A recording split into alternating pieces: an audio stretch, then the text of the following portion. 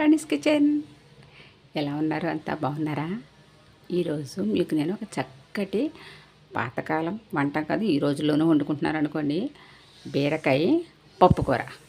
ఈ బీరకాయ పప్పుకూర కమ్మగా భలే రుచిగా ఉంటుందండి. అలాంటి బీరకాయ పప్పుకూర మీకు ఇవాళ నేను చేసి చూపిస్తున్నాను. దానికోసం నేను ఒక కప్పు కందిపప్పు తీసుకున్నానండి. ఒక అర కేజీ బీరకాయలు ఇలా చిన్న ముక్కలుగా కట్ చేసి పెట్టుకున్నాను. తొక్క తీసేసుకుని కొద్దిగా చేదు అది ఉందేమో కానీ ఒకసారి నోట్లో వేసుకుని చూసుకోండి వండుకునే ముందర. ఇలా చాలా సింపుల్ అండి, సింపుల్ ఇంగ్రీడియంట్స్, రుచి మాత్రం అమోఘంగా ఉంటుంది. ఈ పప్పుకూర పప్పు మనం బలం కూడానండి, మనకు మంచి ప్రోటీన్స్ అవి ఉంటాయి. పప్పు రోజు కూడా పిల్లలకి వేసి పెట్టి ఒక స్పూన్ నెయ్యి వేసి పప్పు అన్నం మనం తినిపించాలండి, మంచి బలవర్ధకం కూడానని. అలాంటి బీరకాయ పప్పుకూర మీకు ఈరోజు చేసి చూపిస్తున్నాను. ముందుగా ఏంటంటే ఈ కందిపప్పును మనం బంగారు రంగు వచ్చేంత వరకు, అంటే గోల్డెన్ బ్రౌన్ కలర్ వచ్చేంత వరకు చక్కగా దోరగా మనం ముందు వేయించుకోవాలండి. పచ్చిపప్పుతో చేస్తే ఈ పప్పు బాగుండదండి, అంత రుచి ఉండదు. అందుకని వేయించుకుని చేసుకుంటే బాగుంటుంది. మనం పప్పును వేయించుకుని వండుకున్నాను, కడుపులో నొప్పి కూడా రాదండి, పిల్లలకు పెట్టినా కానీ చక్కగా ఉంటుంది. అందుకోసం ఫస్ట్ ముందరే కందిపప్పుని మనం వేయించుకుందాం. ఇలా బాండీ పెట్టుకుని మనం పప్పుని ముందు చక్కగా ఫస్ట్ కొంచెం సిమ్లో పెట్టుకుని దోరగా వేయించుకుందాం. హైలో పెట్టుకుంటే మాడిపోతుంది. దోరగా మనం పప్పుని వేయించుకుందాం. ఇదిగోనండి, పప్పు చక్కగా దోరగా వేగిపోయింది. చూసారా ఎంత బాగుందో, మంచి రంగుతోటి. ఈ పప్పుని కుక్కర్లో మనం ఉడికించకూడదండి. ఈ పప్పుని కుక్కర్లో ఉడికిస్తే మెత్తగా అయిపోతుంది. అందుకని ఇలా మనం మూకుల్లోనే విడిగా పదునుగా ఉడికించుకోవాలి. ఇప్పుడు సరిపడగా నీళ్లు పోద్దామని, నీళ్లు పోసిన తర్వాత ఒక స్పూను ఆయిల్ వేద్దాం. నెయ్యి కానీ నూనె కానీ మన ఇష్టం అండి, ఏదన్నా వేసుకోవచ్చు. వేసి చక్కగా దీన్ని మెత్తబడేంత వరకు మనం ఉడికించుకుందాం. సగం ఉడికిన తర్వాత అప్పుడు మనం ఈ బీరకాయ ముక్కలు కూడా ఇందులో వేసేసి మూత పెట్టేస్తే చక్కగా ఉడికిపోతుంది అనమాట. అందుకని ఇలా విడిగానే ఉడికించుకుందాం. మనకి పప్పు ఇలా ఈ విధంగా ఉడకాలండి. చూసారా, మనం ఇలా ముట్టుకుంటే కనుక ఈ కొంచెం ఇలా చితకాలి అంతే, ఎక్కువ ఉడికిపోకూడదు. ఇప్పుడు మనం ఈ పప్పులో ఈ బీరకాయ ముక్కలన్నీ వేసేసుకోవాలి.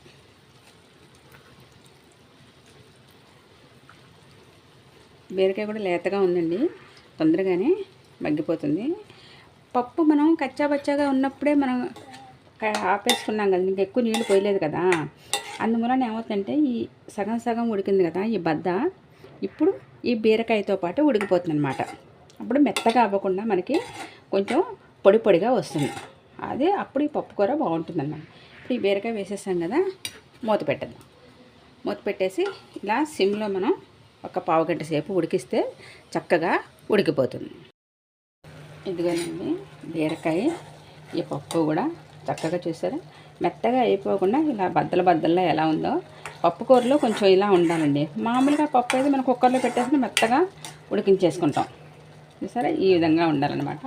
కొంచెం ఈ నీరంతా ఎగిరిపోయేంత ఒక 2 నిమిషాలు మనం దీన్ని ఉడికిద్దాము. ఉడికించుకుని చక్కగా వెల్లుల్లిపాయలు అవి వేసి పోపు వేసుకుందాం. ఇప్పుడు మనం దీంట్లో సరిపడగా సాల్ట్ వేసేద్దామండి. సగం బాగా ఉడికిపోయిన తర్వాత మాత్రమే సాల్ట్ వేయాలండి, లేకపోతే కనుక పప్పు ఉడకదు. ఇప్పుడు కొంచెం పసుపు వేసి కలిపేద్దాము.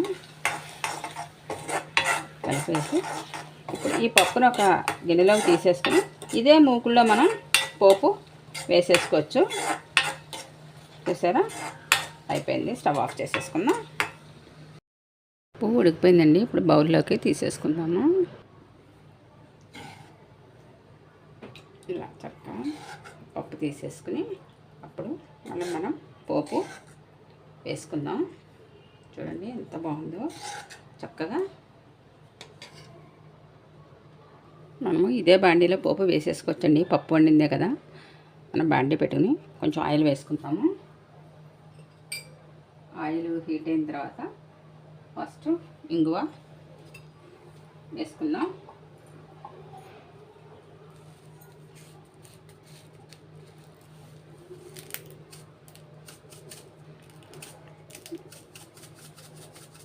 మాత్రం ఇంగువ సరిపోతుంది. వెల్లుల్లిపాయలు కూడా వేస్తాం కాబట్టి కొంచెం ఇంగువ సరిపోతుంది. ఇప్పుడు వెల్లుల్లిపాయలు వేసుకున్నాను. వెల్లుల్లిపాయలు కొంచెం చిందుతాయి, జాగ్రత్తగా చూసుకోండి.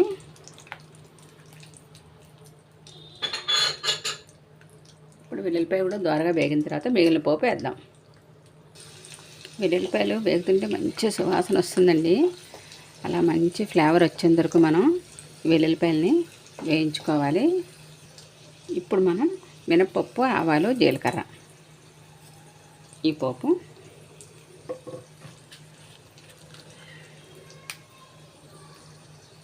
ఇప్పుడు ఎండుమిర్చి, కరివేపాకు,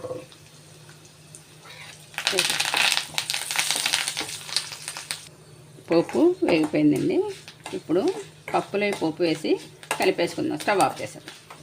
ఇప్పుడు పప్పులో ఈ పోపు వేసేసుకుందామండి.